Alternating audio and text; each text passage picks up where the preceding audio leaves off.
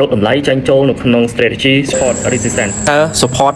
and resistance គឺជាអ្វី support resistance គឺជាគំនិតមូលដ្ឋានមួយនៅក្នុង technical analysis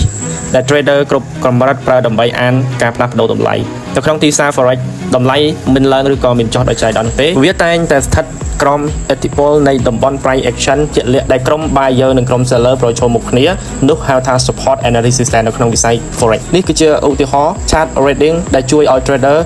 ស្វែងរកតម្លៃចូលហើយនិងតម្លៃចេញឲ្យបានត្រឹមត្រូវនិងរៀបចំ risk management ប្រកបដោយផែនការ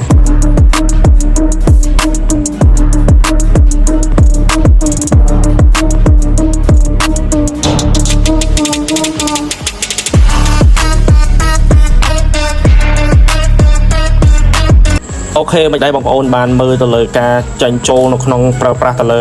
technical បាទ analysis support resistance យើងដឹងពីកន្លែងចូលដឹងពីកន្លែងចាញ់ហើយអញ្ចឹងនេះគឺជាយុទ្ធសាស្ត្រមួយសម្រាប់អ្នកដែលដៃថ្មីបាទអ្នកដែលចូលមកក្នុងវិស័យ trade នេះគឺ